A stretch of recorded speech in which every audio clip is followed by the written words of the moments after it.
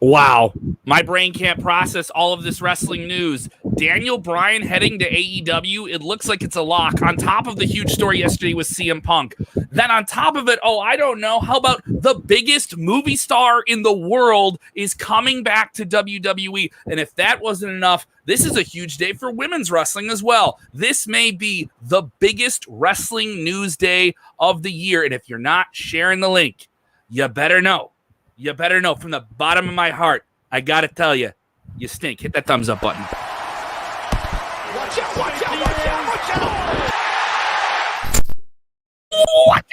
watch out. Watch out, Sid the kid. SP3 from True Heel Heat joining me. Sid, this is out of schedule. Usually we come to him later in the afternoon. All right. But I had to do it. And if you're with us, you better share the link. You better hammer the likes. You better sound up. You better get on screen, especially if you're here for the first time. Subscribe to the channel on YouTube. Check out the audio podcast. All right. All this ahead. We have a lot to get into. The three massive stories, three of maybe the biggest wrestling stories of the year have broken in just the last few hours. So if you're with us, we want to know your take on this story as we aggregate it all at sportskeeda.com. Go ahead and get the app. Let's jump right into it. The biggest movie star in the world is reportedly set to return to WWE, as we have learned from Andrew Zarian, a Matman podcast, Wrestling Observer fame. He does not lie. Those thick eyebrows tell the truth, man. He is on top of it. He's a trustworthy man. I'm jealous. I have thin eyebrows. Andrew, tell me your secrets. He is reporting that The Rock, Dwayne The Rock Johnson, if you smell what he's cooking, is set to return to the WWE. We've seen some things kind of come into place, but it was all kind of like rumor. There wasn't like a clear plan or a clear destination. And obviously, this is one of those matches that a lot of fans have been asking for. He wasn't clear. Now, Zarian was not clear on what The Rock was coming back for, just that The Rock is going to be a part of WWE Survivor Series in some form or another. And that event will happen at the Barclays Center in New York City and Brooklyn. Now, it's worth noting WWE will play the New York market at Madison Square Garden for their first televised event from Madison Square Garden in a long, long time in September. So maybe something's announced in September around that time, or if not sooner. So The Rock coming back, obviously, if The Rock's coming back, everyone wants one match. They want one match that almost writes itself from the get-go. It started writing itself when Roman Reigns, The Rock's nephew, a part of the NOI wrestling dynasty, the Samoan dynasty of wrestling, the bloodline of WWE, the longest heritage family in the WWE. Yeah, probably more family members from one family have never wrestled for WWE. Is maybe the McMahons. If you want to talk about WWE, what family is more synonymous with WWE as a company? And The Rock, one of the biggest stars ever to come out of wrestling, if not the biggest. I would say he is the biggest. Now he comes back at a time when fans are back for wrestling. Hopefully things stay the course. Some testy Delta variant news in the past few days here. All right. If you're out there, get vaccinated if you want to go see a wrestling show. Here's the thing. Rock coming back. Big story. How big is this for WWE? It's huge. It comes at a time, like you said earlier, the CM Punk news, which is huge for wrestling in general, for a guy that's been away for 7 years with fans asking for his return, begging for his return, and him possibly going to AEW if he was returning to the ring. It was kind of, the question was out there, how does WWE respond? WWE has already said they have a feeling that CM Punk is going to AEW. How does WWE respond? They respond with The Rock, the biggest card that they have in their deck, the biggest movie star in the world. Hobbs and Shaw, the Jumanji, all these different franchises, they put their stock in Dwayne The Rock Johnson. So it only makes sense for the industry, for the company that first put their stock in The Rock's name and gave him the name to become the biggest movie star. It only makes sense for WWE to go back to him with WWE back in front of fans. And we've seen it over the last week. John Cena at Money in the Bank, one of the biggest all-time pops in the history of WWE, or definitely in the history of his career, Goldberg a huge pop on Monday Night Raw. The Rock is going to blow the roof off of Barclays Center if he decides he wants to return at Madison Square Garden to promote that he's returning at Survivor Series. There's a whole number of things. This can go a whole number of different ways. I know Andrew Zarian of the Madman podcast also did speculate that this could become, the Rock show for Survivor Series. We've seen it in the past with The Undertaker last year at Survivor Series, The Undertaker Final Farewell. In 2015, we had The Undertaker 25-year anniversary. This could be the Rock 25-year anniversary because I was there. Kevin. I don't know if I've ever told you. You were at the Rock's debut? Survivor Series 1996 was the very. You were a little kid. I was 8 years old with my mom. I have a funny story to tell, but first I just want to say I was there. I was 8 years old. My first WWF pay-per-view was Survivor Series 1996, and I saw the blue chipper. I saw the guy with the blue sequins looking like a peacock, and now he's going to be back on Peacock 25 years later, coming out like a peacock in 1996. The Rocky Maivia, I was there live, and funny enough, SP3 stands for Sid, like you said earlier, and I was a big Shawn Michaels fan at Survivor Series 1996, and I was there for the main event, and the New York crowd turning on the Heartbreak Kid Shawn Michaels, and I was sad, but my mom I have to shout out my mom, she's so great. She said, but son, why are you upset? They're chanting your name. Because he was versing Sid. They were like, Sid. He was like, don't be upset. They're chanting your name. So that's my best memory from Survivor Series 1996. The Rock's debut and Madison Square Garden chanting my name.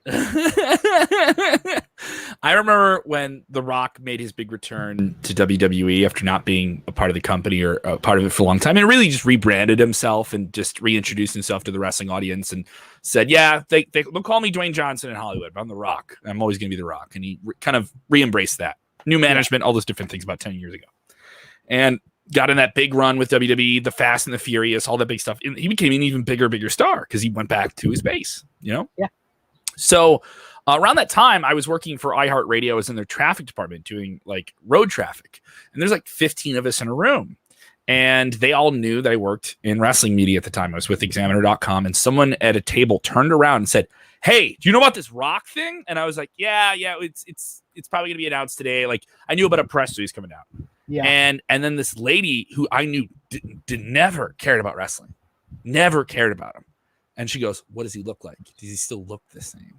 And then there was like 8 women in the room, and they were all talking about The Rock and the specific parts of his body that they really appreciated. And they were Googling different pictures of his body. So I was just remember thinking like, wow, The Rock is still really, really over, man. The Rock's still over.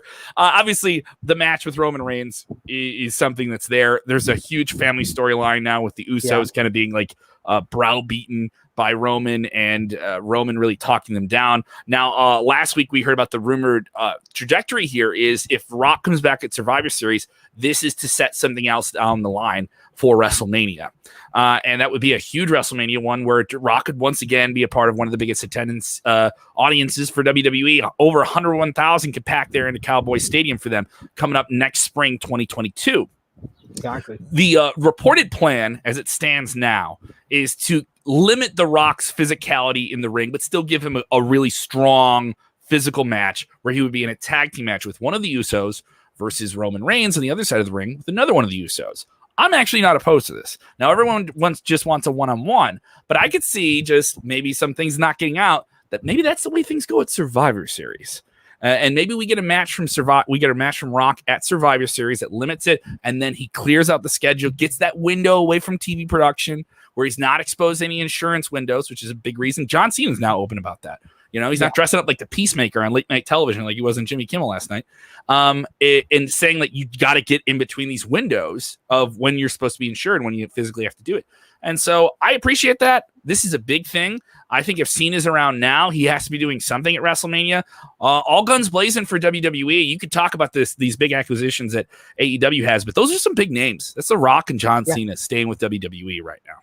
It's definitely the 2 biggest names in professional wrestling because they're over in Hollywood. The Rock's gonna, be be in a whole bunch of different movies. Like I can't keep track of The Rock's movie career because every time I turn on the TV, it seems like The Rock's in a new movie, either in production or like a TV show or in a different movie. John Cena, like we said before, he's going to be in Argyle, this whole spy thriller with Samuel L. Jackson and Catherine O'Hara. He's going to be in Suicide Squad. He was in Fast 9. So these are two big movie stars who are coming back to professional wrestling that are going to get a big pop, that are going to bring the casual wrestling fan in, that's going to watch and see how they are in their natural habitat because they enjoyed them on this different movie that they saw with their family, and they want to see how it is when they go back to professional wrestling. So it's definitely going to draw the casual wrestling fan or the casual viewer that the WWE wants. So it's a big time for WWE. You got fans back, you got all these big stars coming back, and it's going to get people more interested in a whole in the WWE product. And I think someone wants to get some new fans interested in their product, and they want to get some WWE fans watching their product. I'm talking about AEW. Massive news coming from multiple sources, including the Wrestling Observer Today, broken yesterday by Bodyslam.net. Tip of the cap to those guys. Yes. Daniel Bryan has reportedly signed a deal with All Elite Wrestling. Now, this is a massive, massive story. Details still coming together on this. This really broke the internet on top of news that we got yesterday that CM Punk, though it's not clear if he's talking to AEW, though most people think that's where he's going, is looking into a return to wrestling, in-ring wrestling of some kind, and all indications would be that he would end up in AEW if you follow his history. That makes sense, but also crazier things have happened. But it looks more inclined that we're going to see Daniel Bryan or Bryan Danielson once again wrestle for All Elite Wrestling. This is an interesting scenario that kind of plays up into different things that you and I have barred back and forth about. WWE, their executive Nick Khan, was trying to negotiate some type of partnership with New Japan Pro Wrestling. While New Japan, the biggest Asian wrestling promotion, had a partnership, clearly, in some form or another, with All Elite Wrestling. And Bryan, in the lead up to his send-off on WWE, which was quite big, he got a great, great send-off. He had to have this awesome match with Roman Reigns. He had some of the best matches for WWE in the last year. But he was saying, I want to wrestle less. I want to be on the road less. I want to wrestle some people that I haven't wrestled before, and I want to wrestle in New Japan. So he was being very open about that. And this kind of all lines up with all those things. Reportedly, those are all the things he wanted from All Elite Wrestling, and he's going to get them. And he's going to be able to do something with New Japan, which I think is really great. If you're a fan of him and you're a fan of New Japan, there's some great stuff. And I'll say this crazy thing here. Yeah, I'll let you chime in. I do have a crazy take on this, though. It's not what people are thinking. I just have one question for you. Are you ready to concede this argument and this debate that we've had that WWE is still on the table with New Japan? Because I don't know if I would say it's probably not happening now. Okay. All right. But was this happening as of a few weeks ago? 100%. 100%. I am telling you, and I will tell you again, it's been off the table for a while. I think it's been off the table since it was reported, honestly. I don't think that Tony Khan would have done that promo that he did if it wasn't off the table. I don't think that Jon Moxley would be going against his original deal with AEW, being the headline star for New Japan's first USA event in 18 months at the Torch in Los Angeles on August 14th. If there wasn't a confirmed working relationship and deal between AEW and New Japan. And by proxy, there's a working relationship, but we don't know what the exclusive terms of that deal are. And by proxy, WWE is not going to work with New Japan if they're still working. If they're going to let one guy do what he wants and they want to keep him now. I am telling you, as someone that sleeps next to someone that works with WWE is not working with New Japan if they have a deal with my source on that. My source on that worked for New Japan. I know. So, I understand. That's what I'm basing it on. The New Japan state of mind is they want to work with everybody. I understand that. And I understand with New Japan. I am telling you from WWE state of mind, from what we've learned over. Oh, is it done? I assume it's done. I haven't followed up on it. From what we learned for 25 years, WWE is not going to work with another company if they're working with somebody else. They want that exclusive right. But as far as Bryan Danielson, I'm very excited for this because this is something that Bryan Danielson has talked about for about 4 or 5 years now, about wanting to go out and have matches in the Tokyo Dome, have matches at Arena Mexico, versus guys like Kenny Omega, Will Ospreay, Kota Ibushi. This is what he's wanted and desired for so long. He went back to WWE in 2018 when there was no other game really in town that could give him all the things that he wanted. And the only way that he was able to perform on a mainstream platform was with WWE. So it was definitely understandable when he re-signed there. But the landscape has changed. And that AEW is a viable number 2 now because they have a confirmed deal with TNT that gives them a certain amount of money over 12 months period that they can spend that money and sign a big acquisition like Daniel Bryan. To kind of more, convey what the story is all about, it was Cassidy Haynes of bodyslam.net that learned from a source that Bryan Danielson is quote unquote locked in and he signed a contract with AEW. Bryan had requests that AEW was able to meet, such as working less dates for comparable money, the ability to work in Japan, and creative input for his character. I think the biggest note that came out was his follow-up with the news a couple of hours later. He reported that the tentative plans for Bryan's debut are for him to appear when the company makes their debut in New York City on September 22nd at Arthur Ashe Stadium, which is going to be already due to the ticket sales for AEW's event at Arthur Ashe Stadium, the biggest non-WWE attended event since 1999, almost 25 years since an event has had this many people. They have over 15,000 seats already sold. So this is huge. And this is going to blow, if there is a roof on that stadium, it's going to blow it off. And if there's not, you're going to hear it in Manhattan, even though it's in Queens. This is going to be amazing if they do pull this off. If they can pull off CM Punk in Chicago and Bryan Danielson in New York City, I think that this would boost the ratings for AEW. This would boost buy rates for their pay-per-views. I think that, and also the timing of this works out with the new TV show. Yeah. So you can't just do what you're doing and expect another TV show to be able to carry that weight. You need some other big thing. It does seem more likely that Bryan will end up in AEW. But here's my fun spin on this, and it may drive you crazy. This is good for WWE in this way. How many more people in that locker room are going to look at this and say, God damn, all right, they're going to do that with him. I think you should do this with me. I'm going to come. I think as long as that line that is out of Vince McMahon's office about pitches and stuff like that, look at what happened with Nikki Ash. She got rewarded by pitching something that they feel is connecting with casual fans and little kids. That's what they want. They want something for everybody, right? There's going to be other people out that door, and they're going to come in and say, like, hey, Daniel Bryan left, and I want to step up. I think this is going to light a fire under their ass, and that's why the Rock news came out today, and that's why they're going to hammer things, and they're going to be an alternative to, if that's heavy metal, we're going to be classic rock, all right? If that's going to be Metallica, we're going to be AC/DC, all right? There's going to be pivots, and it's going to be very interesting if you're a fan. Another thing, don't fall for the bait. You owe no allegiance to billionaires. You don't owe them anything.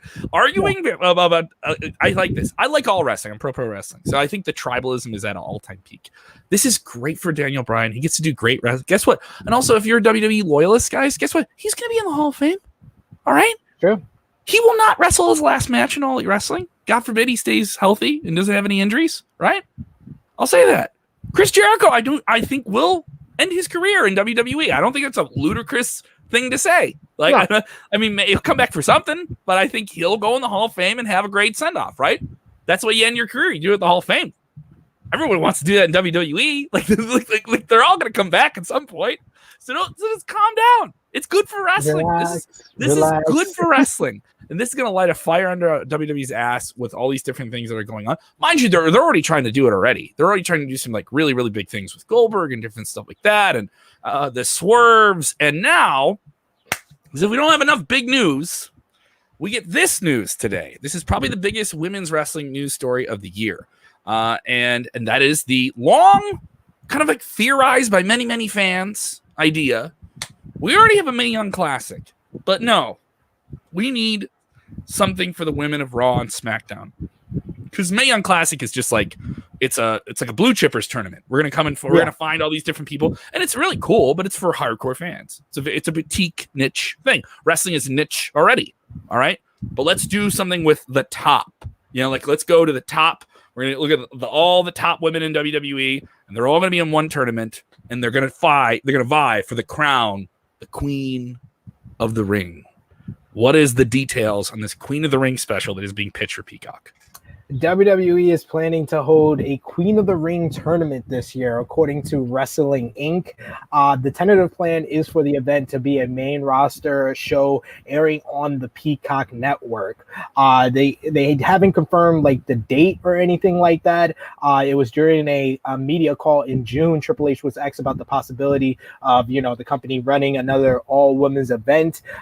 Triple H sounded negative on the idea at the time, saying that while it was a possibility, it was not the must-have of the moment, but it seems like there's been a change of that feeling, and they're going to do a isolated main roster show to crown the first ever Queen of the Ring, and it's a very exciting time for women's wrestling. I mean, you just saw at the Money in the Bank pay-per-view, arguably Charlotte Flair and Rhea Ripley had the best match on the show. Like you said, Nikki Ash winning the Money in the Bank briefcase, then the following night cashing in Money in the Bank to win the Raw Women's Championship. You got Bianca Belair on top of her game over on SmackDown as the SmackDown Women's Champion. Sasha Banks rumored to be coming back. Becky Lynch rumored to be coming back. It's a very exciting time for women's wrestling in WWE, so it seems like a perfect time to do a Queen of the Ring tournament. I think so too. I mean, also, this from covering wrestling, there are a lot of really dedicated female wrestling fans where they watch the show, and it's not like they don't care about anyone else, but what they care about and what they will vocalize is their allegiance to wrestlers.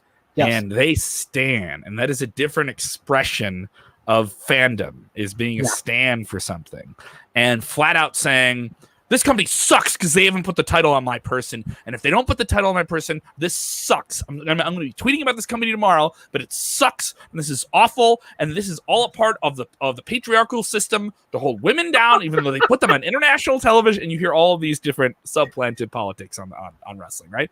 Gotta love it, though. I love it, but it's also like, it's all you're all. Like, you're just... Your favorite character in a TV show didn't get the lead part. I get it. It's okay. Like legitimately, that's what you're saying. like, so when I hear that, I'm like, you guys have a short memory. Like we are not that far away from bra and panties. Like bra and panty matches and like all those different like very sexualized things. Like WWE is a different company. The culture of the company is completely different now. You go to WWE shows, there's a lot more women in the audience watching the show that generally are. They're not there because they came with somebody. They're there because they want to buy tickets, and they're not just, they're not just casual fans. They're hardcore fans. So I think this is the right thing to do. I think this is something that Peacock would absolutely love. What's the time frame for that again that they're kind of pitching?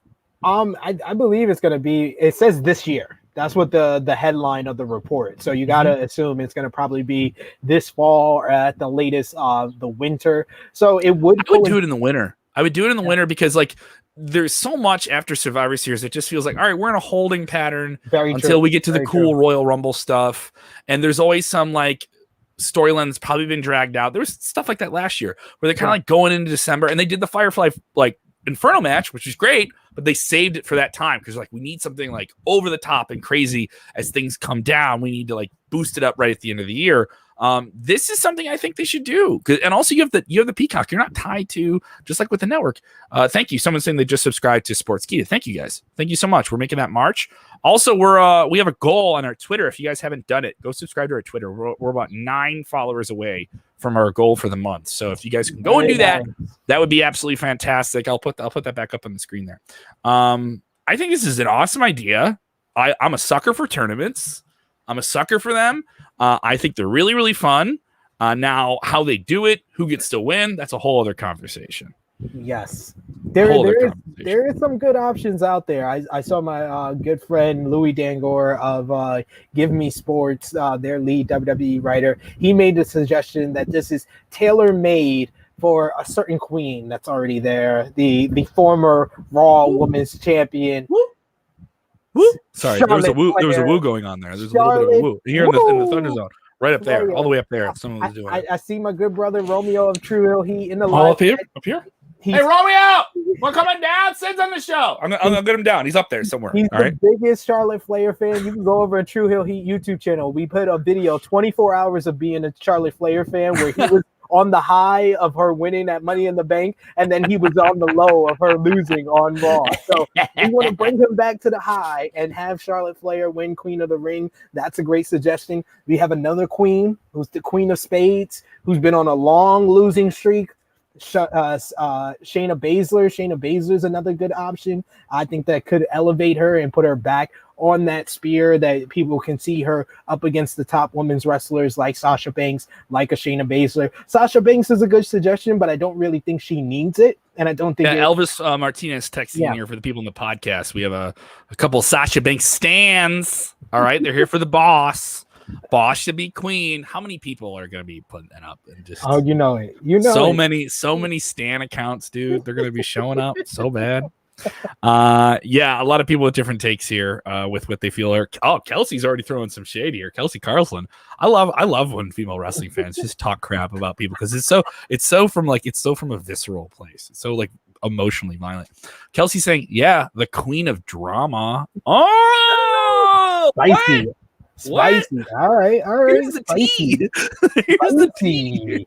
Okay. I see in the chat. Liv Morgan's a good shout. I like Zelina Vega. Zelina Vega is another good option because she didn't win Money in the Bank like I thought she would. I thought her return would have been perfect for her to win Money in the Bank and go after Bianca Belair, who she had some history with. But Zelina Vega is a good shout to come in and win the Queen of the Ring. This is very open where they can make a new star or they can kind of fit in with somebody's already tailor-made gimmick. So it should be very interesting. Some people said, "Oh, this is a perfect platform for Ronda Rousey to come back." I don't know if people are keeping track. Ronda Rousey is pregnant, and I don't see anyone coming back right after they have a child for a tournament like this. I don't think that's ideal. And it's also worth noting, I do think this is a platform to probably reintroduce some people to WWE that we haven't seen in a while, or call some people up from NXT. They just called up a handful of different people. We had Natalia on the Inside Cradle. That is our Thursday night show that goes in depth. We'll have a new episode up tonight. I'm taping that in a little bit. And I do think also, I'm going to say this too. This is a big thing, I think, for veterans that are there. And I'm going to say Natalia and Tamina are going to be people that they're going to be in the table and being like, all right, I'm not winning this thing. How far am I going? There's going to be some people that are going to, I won't go out in round one. There's going to be some people that do not want to go into this, because it's different than being in the first women's Royal Rumble. Everyone's just happy to be there. I don't care. Eliminate me whenever you want. I'm just in it. Right. I wonder if there's also an opportunity here for a legend to come back and do a short-term run like they did with Mickie James a few years ago. Is there something you can do with that type of do you do anything crazy? Do you I don't know. There's a lot of possibilities with this. A lot of possibilities. It could be very interesting. Victoria, she was just in the Royal Rumble. She's an option. Molly Holly works backstage. She can come in and win this one. So it's a very interesting time for WWE and women's wrestling with the Queen of the Ring tournament. And it gives WWE, something to do, whether, like you said, it's after Survivor Series, before, we get into January with the Royal Rumble build, even between SummerSlam and Survivor Series. I feel like that's another time that's a dead period where they can, to replace Evolution, which was in October of 2018. And this is essentially an Evolution show. Yeah, they can do Queen of the Ring as a replacement for that in October of this year. How mad will some fans be if they do this show and there's still male superstars wrestling on the show? Oh man, they would be so heated. That's not what they want here. That's not what they want. Please don't do that. Please. But I mean, in this report, are we getting any information that this is a female exclusive show? No. No, but hey, I would hope that if a show is titled Queen of the Ring, we don't have the main event be Roman Reigns versus. I'm not saying it's gonna be the. I'm not saying that. I didn't say that. Don't put words in my mouth. No, but I'm just saying. WWE would. WWE would. This is not out the realm of possibility for them to place a Roman match as the main event of Queen of the Ring. I completely agree with you with it. And then there'll be some people upset that like, oh, how come you're not doing this with AEW or other promotions? Like they're just gonna be upset that like it just doesn't have people that are not WWE.